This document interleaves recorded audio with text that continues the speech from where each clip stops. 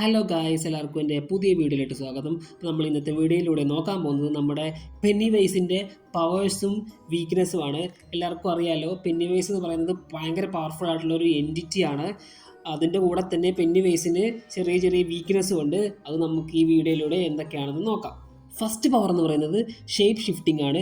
പെന്നിവൈസിന് ഏത് രൂപത്തിലോട്ട് വേണമെങ്കിലും മാറാൻ സാധിക്കും. ഇപ്പോൾ പെന്നിവൈസിൻ്റെ വിക്ടിമിന് പേടിയുള്ള ഏത് രൂപത്തിലോട്ട് വേണമെങ്കിലും പെന്നിവൈസിന് മാറാൻ സാധിക്കും. ഇപ്പോൾ വിക്ടിമിൻ്റെ പ്രിയപ്പെട്ടവരാരെങ്കിലും മരിച്ചു പോയിട്ടുണ്ടെങ്കിൽ അവരുടെ രൂപത്തിൽ വന്ന് അവരെ മാനിപ്പുലേറ്റ് ചെയ്യാനും നമ്മുടെ പെന്നിവൈസിന് സാധിക്കും. പിന്നെ ഭയങ്കര ഭീകരമായിട്ടുള്ള കുറേ രൂപത്തിലോട്ട് നമ്മുടെ പെന്നിവൈസിന് മാറാൻ സാധിക്കും. നെക്സ്റ്റ് പവർ എന്ന് പറയുന്നത് ഇല്യൂഷൻസ് ആണ്. പെന്നിവൈസിൻ്റെ ഒരു ബെസ്റ്റ് പവർ എന്ന് തന്നെ ഇല്യൂഷൻസിനെ പറയേണ്ടി വരും.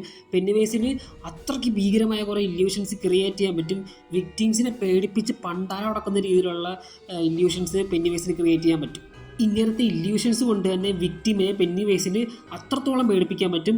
അത് സിനിമയിലും സീരീസിലും അതിമനോഹരമായിട്ട് തന്നെ എടുത്തു വെച്ചിട്ടുണ്ട്. നെക്സ്റ്റ് പവർ എന്ന് പറയുന്നത് സൂപ്പർ ഹ്യൂമൻ സ്ട്രെങ്ത് ആണ്. ഒരു സാധാരണ മനുഷ്യൻ്റെ സ്ട്രെങ്തിനെക്കാളും പല മടങ്ങ് കൂടുതലാണ് പെന്നിവൈസിൻ്റെ സ്ട്രെങ്ത്. ഒരിക്കലും ഒരു സാധാരണ മനുഷ്യനെ കൊണ്ട് ഒറ്റയ്ക്ക് പെന്നിവൈസിനെ ഡിഫീറ്റ് ചെയ്യാൻ പറ്റില്ല. വേറെ ഒരു പവർ എന്ന് പറയുന്നത് റീജനറേഷൻ ആണ്.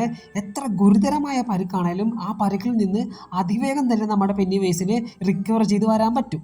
Next power dead lights.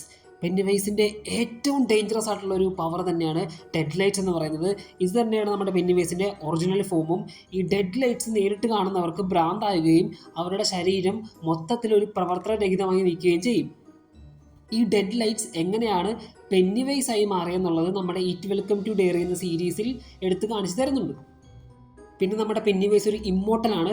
ഒരിക്കലും മരണമില്ലാത്തൊരു എൻറ്റിറ്റിയാണ് പെന്നിവൈസ്. പിന്നെ മൈൻഡ് മാനിപ്പുലേഷൻ, ടെലിപ്പോർട്ടേഷൻ, ഇങ്ങനത്തെ പവേഴ്സൊക്കെ പെന്നിവൈസിന് ഉണ്ട്.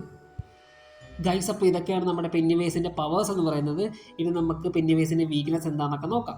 ഗൈസ്, പെന്നിവൈസിന് അത്ര വലിയ വീക്ക്നെസ് ഒന്നും ഇല്ല. ഉള്ളതിലൊരെണ്ണമാണ് യൂണിറ്റി ആൻഡ് കറേജ്. പെന്നിവൈസിനെ ധൈര്യത്തോടും ഒരുമയോടും നേരിടുവാണെങ്കിൽ പെന്നിവൈസിനെ നമുക്ക് വേണമെങ്കിൽ തോൽപ്പിക്കാനോ പരിക്കേൽപ്പിക്കാനോ സാധിക്കും. പിന്നെയുള്ളൊരു വീക്ക്നെസ് എന്ന് പറയുന്നത് പേടിയില്ലായ്മയാണ്. പെന്നിവൈസിനെ വിക്ടിമിന് പേടിയില്ലെങ്കിൽ അത് പെന്നിവൈസിന് ഭയങ്കര ഒരു ബുദ്ധിമുട്ടായി പോകും. കാരണം പുള്ളിക്കൊന്നും ചെയ്യാൻ പറ്റാത്തൊരവസ്ഥയായി പോകും. പക്ഷെ അങ്ങനെ നടക്കാൻ ചാൻസേ ഇല്ല. കാരണം അത്രത്തോളം ചെയ്തികളാണ് പെന്നിവൈസ് വിക്ടിംസിനോട് ചെയ്യുന്നത്. പിന്നെയുള്ളത് വിശ്വാസമാണ്. സ്റ്റീഫൻ കിങ്ങിൻ്റെ നോവലിലെ വിശ്വാസത്തിനും മനോബലത്തിനും പെന്നിവൈസിനെ പരാജയപ്പെടുത്തുന്നതിൽ വലിയ പങ്കുണ്ട്. പെന്നിവൈസിൻ്റെ ഈ വീക്ക്നെസ്സുകൾ മനസ്സിലാക്കി കഴിഞ്ഞിട്ടാണ് സിനിമയിലും വെൽക്കം ടു ഡെയറി എന്ന സീരീസിലും വിക്ടിംസ് പെന്നിവൈസിനെ ഡിഫീറ്റ് ചെയ്യുന്നത്. എന്തൊക്കെ പറഞ്ഞാലും പെന്നിവൈസിനെ ഡിഫീറ്റ് ചെയ്യണമെങ്കിൽ ഒത്തൊരുമയുടെയും വിശ്വാസത്തോടെയും നിന്നാൽ മാത്രമേ പറ്റൂ. ഒരിക്കലും ഒരു മനുഷ്യനെ കൊണ്ട് ഒറ്റയ്ക്ക് പെന്നിവൈസിനെ തൊടാൻ പോലും പറ്റില്ല. കാരണം അത്രയ്ക്ക് പവർഫുൾ ആയിട്ടുള്ളൊരു എൻറ്റിറ്റി തന്നെയാണ് പെന്നിവൈസ്.